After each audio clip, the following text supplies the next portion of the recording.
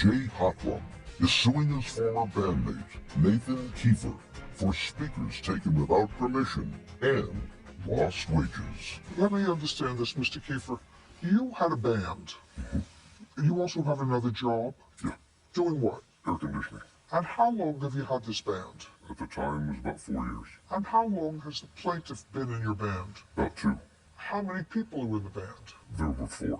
I understand that there came a point, because I read your answer, that you had some financial difficulties. Yes, ma'am. And I assume that this band that you had, you played gigs just to supplement your income and have some fun. Yes, ma'am.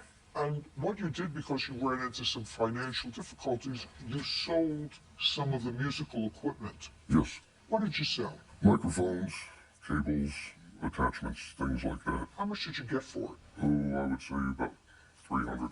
And you had not discussed the sale of that with your other band members? No, we were on hiatus at the time. And they were unhappy about it, so you quit the band? Yeah. That's what you said? Yes. Okay. What was the band called? Fair warning. Had you trademarked that name? Me and the guitar player, we did. I'd like to see it.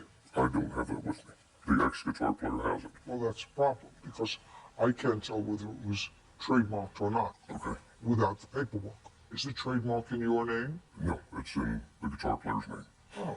We decided on the name. He did the trademarking. It doesn't make any difference, because he has a lawsuit against you, and part of his lawsuit against you is after you quit the band, and he had some gigs with the other band members, I assume. It was different band members. Different. Were you the only remaining band member? At that point, yes. Okay. And he used the name Fair Warning.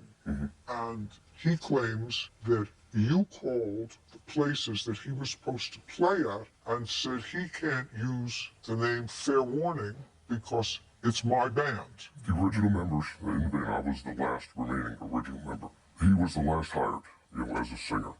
When I found out about the flyer that he had put out using the Fair Warning name, I in turn got a hold of where he was supposed to be playing, the club owner. From what I understand, there was no permission for him to put flyers on the vehicles in the parking lot. Oh, well, I don't know about that.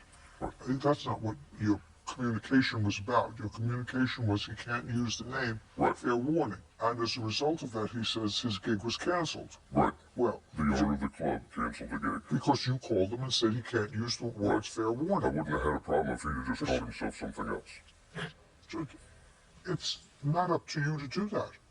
You don't own the trademark of Fair Warning, and I don't know if it's trademarked in anybody else's name, because you don't have proof that it was trademarked in anybody else's name. Yeah, I don't have proof of that. Well, how much was that gig? To be honest, I would like to first say that Fair Warning, this was a Van Halen tribute. We did 57 Van Halen songs. Fair Warning is owned by Van Halen. It's a name of one of the records. Could you? What was the question again? Yeah, because that's what men do. That's what men do. They run off at the mouth instead of listening. Excuse me. With all due respect, what was the question again?